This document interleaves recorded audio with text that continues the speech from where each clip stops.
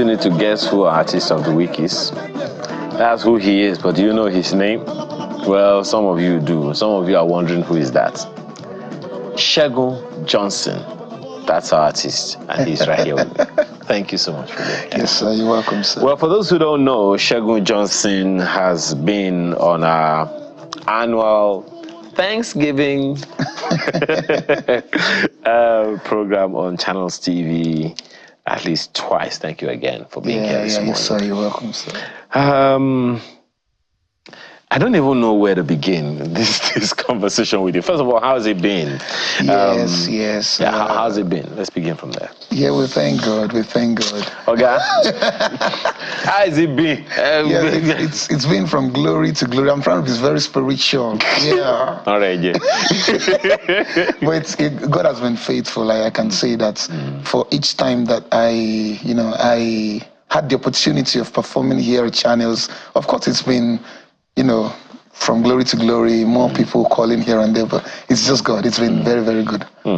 But that's not to say that you don't also put in your own acts. Of course. I tell people most times when we grant interviews and we say, oh, it's God, there is an undertone that says that so much hard work.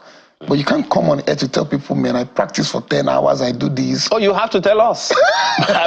Because it's not the miracle. Even if the miracle is going to play, you have to have something. Yes. Even God has to have something to bless. Yes. Right? So,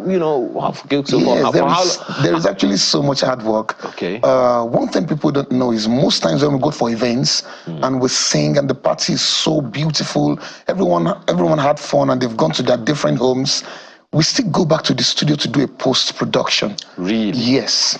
So what is a post-production? We go back to the studio to run the performance again. Because if we're going to post online, if we're going to give the clients the videos of their events, you want to listen to clean sound. So during performance, live on stage, there is so much noise. Some people will come, Alaji Kuforiji Olowo. So there is so much noise inside the audio that would take during the performance. So we need to go back to the studio, do a post-production. We run the performance with the same energy. In fact, the post-production is even more difficult than the actual. Pause. So you're saying that after you record the party? Yes, we record the visual of the party, the video. So you now go back into the studio? Yes. To perform again? Yes, we watch the video and then we do the exact performance, the exact song with the same energy, mouth movements.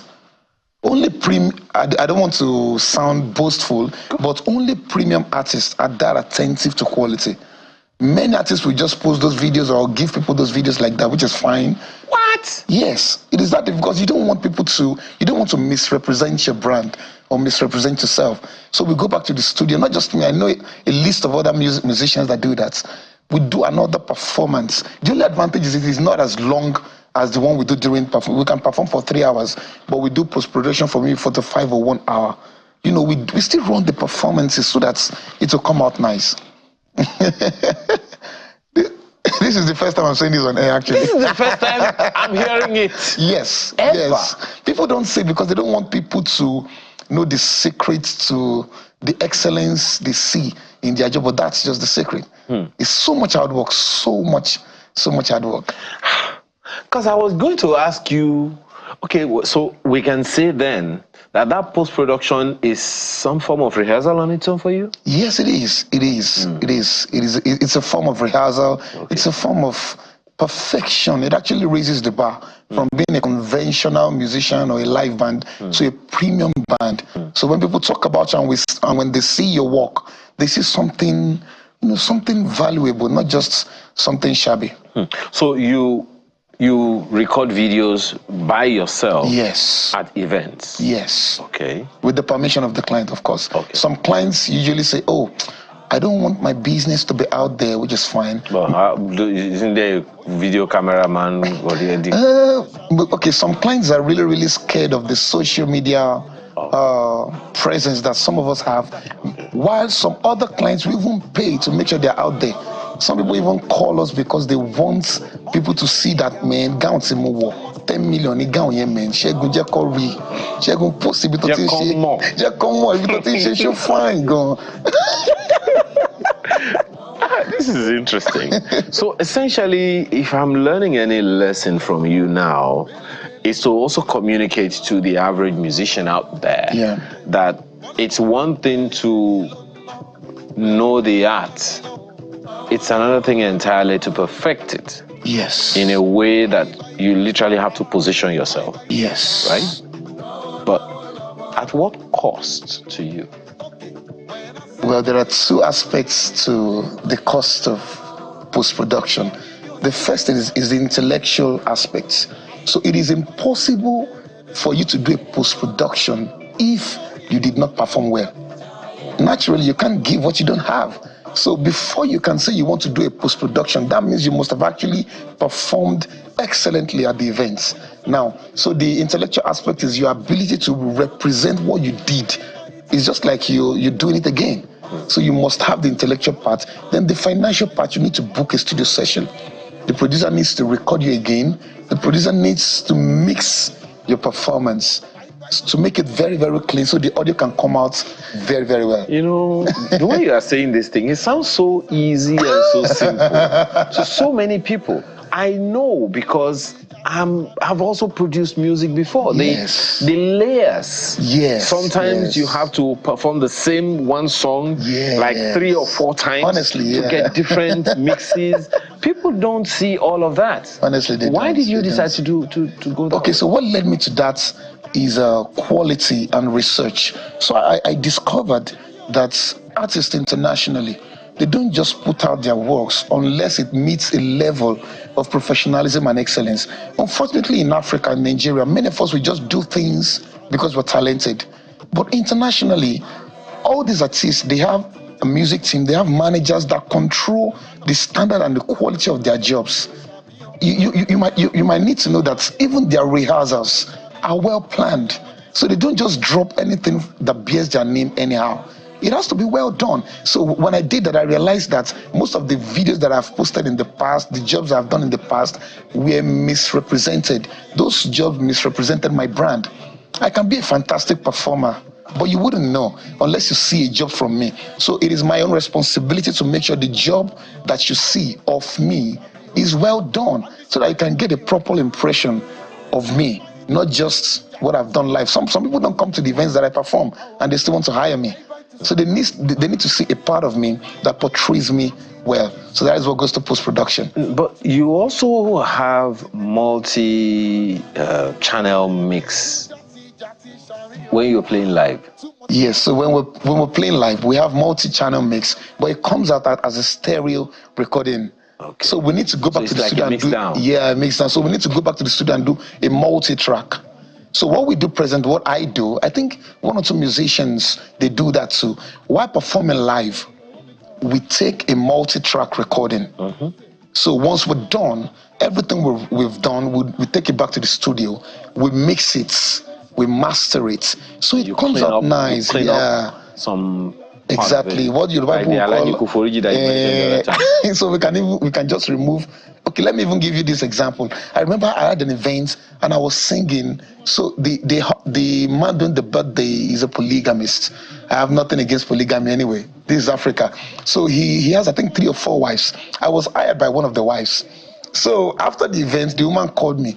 He said, Segun, bó ṣe ń pè ìyálé mi yẹn ti pọ̀ jù. Jọ nínú recording mi ò fẹ́ gbọ́. Orúkọ mi nìkan ni mo fẹ́ gbọ́. Now, I didn't have a choice. I had to go back to the studio. You will pay the piper. I had to go back to the studio. You want to collect your balance. And remove the names of the other wives of the celebrants. So that's the advantage of post-production, aside from quality control. Now, what message do you want to put out as a result of that? Now, because if I understand correctly what you're trying to do is to create a template. Yes. And by also teach the coming generations. What's the lesson you are putting out? Okay, so the lesson I want to put out from this is to let people know that you are the one responsible for the perception of you that people have. That is one thing I think most musicians are very, very careless of. most of us are talented, but we think we can just dish out anything to the public. The lesson is when you're responsible for what people hear and see of you, you can easily control, the value that people will have of you. So if you are not responsible for your job, no one is going to be responsible for you. That's just the truth. Everyone is on a different journey and they're all fighting for themselves. So this is your name, this is your brand. Be responsible so that people can value you as much as you value yourself. Why did you choose your line of music? Okay, so I've always said this years ago that I won't do anything that is beyond my area of expertise. So naturally, let us even keep music or entertainment aside. Versatility comes to me naturally. I'm someone that wants to do 2-3 things at the same time. So when I got into music, I understood the fact that I won't just be a musician that can do one thing. I know that at a point I will want to diversify into different aspects of music and singing and songs. So my style of performance is based on versatility, but it started from my style as a human, not just as a musician. I believe God has created everyone to be versatile anyway, but while growing up, I love playing football, I can draw, I play musical instruments, I was always taking first in class. So there were lots of things around me. So I knew that versatility comes for me naturally. So when I got into music, it also rubbed off on my style of performance. Everybody is versatile. A husband is a father, is a worker, so there's versatility already. He's a carpenter, he's a plumber, he's everything. Please, no personal. But we're talking about, you chose this kind of hype kind of music. Yes. And it's seldom done. I mean, yes. Historically, from what I know. Yeah. You don't, and then it has this consistent call and response nature to it. Yes. Is there a reason for that? Okay, so my sense of excellence is attached to making people happy and seeing them react to happiness. So that was what led me to audience engagement. Whenever I perform and I can't see someone shouting, dancing, I'm not fulfilled yet. So that was what led me to creating hype lines and songs that can engage people live on stage. So the totality, I'm actually surprised you really know that. The totality of my performance is around audience engagement.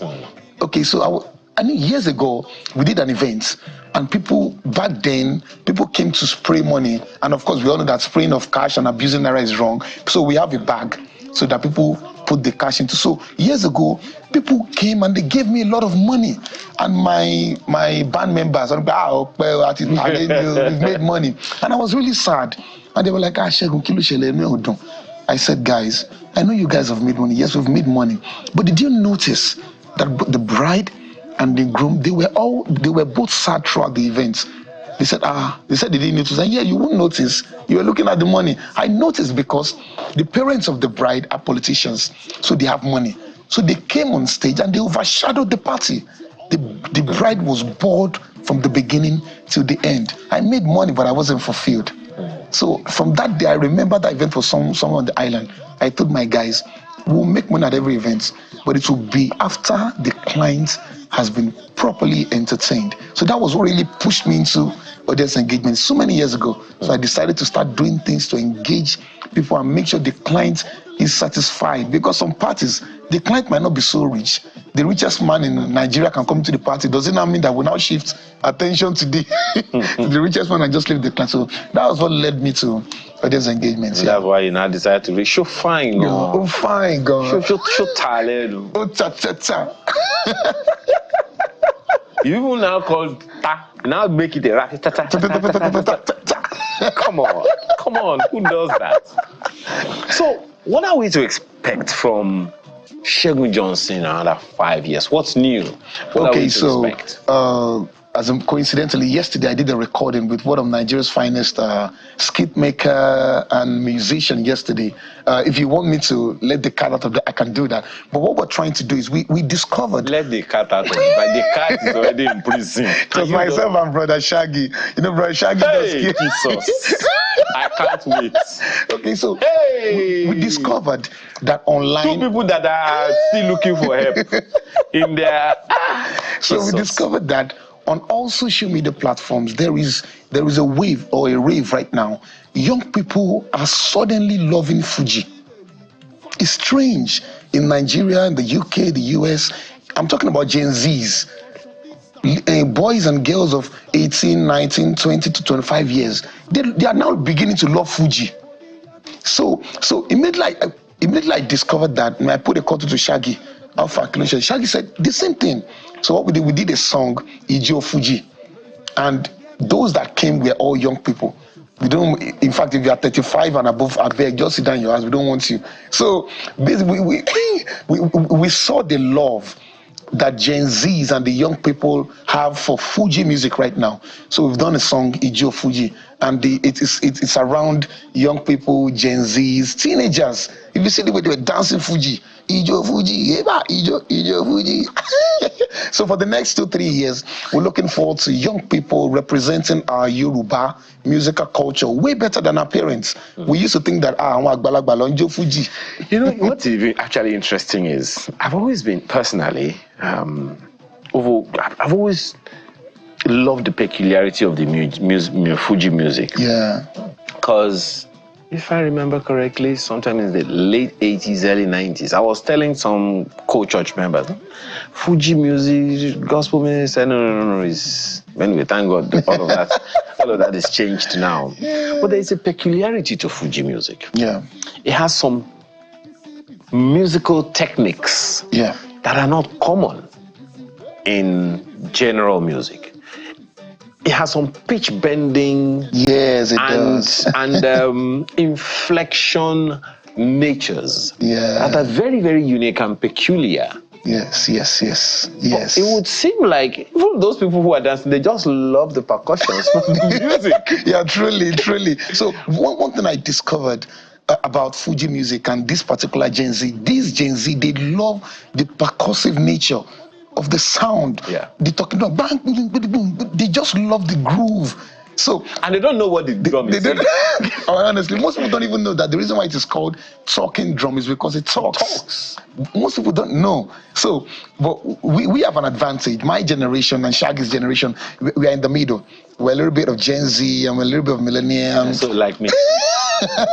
What's your problem? No, Daddy, you are Gen Z. Who are your daddy? No, you are Gen Z, but you are the older version of Gen Z. Well, you get it. At least what is important is that there is a Gen Z. Okay, so, and my producer is trying to say something I don't want to hear. Okay, now, so in another 5-10 years from now, that's what we're seeing. Yes, so in another 5-10 years, young people, as they grow into becoming adults, they are already familiar with the African nature and style of music performance that we're portraying from now. Okay, and I also like the fact that you are mixing music with comedy. Yeah, I've seen your work with Mr. Macaroni, Remote, Kiki, Ketabila. And I see that the love that Kiki has for your music is getting to another level. Is there a way of documenting this for posterity? Okay, so I remember having a conversation with Macaroni, and one of the things he told me was that everything we're doing now, aside from the fact that we post on, there are different platforms for posting our jobs. The social media, there are some social media platforms that have very, very strong algorithm of documentation. Yeah, so most of these social media platforms are documented, they are monetized, and they actually give our jobs a strong backbone. So for every collaboration and every job I've done with any skit maker, aside from going viral online, there are major platforms where we key in those jobs for posterity, because in years to come, I want to tell my children and grandchildren, that by the time they have inherited your music. And luckily, of course, we've got lots of paid platforms, and all those jobs are on paid platforms. So we are earning both physically and online, by God's grace. Okay. I will send you my account number. But we are gonna, sign out now. But it will be nice if we listen to a little bit of your music before we go. I have to thank you very much. Yes, you're welcome, sir. Segun Johnson. I've been chasing you for years. Yes, I use the word years to come on this show because of the wonderful work that you're doing, particularly protecting and preserving your culture. Yeah. We had KC here last week, and he was also talking about preserving culture. Yeah. Thank you for all that you're doing. Yes, sir. You're welcome, sir. Appreciate your time. Well, just before we take his music, let me just say thank you for the privilege of being a part of your Saturday morning. Have a wonderful rest of your weekend. I'm Ayo Makinde. Bye for now.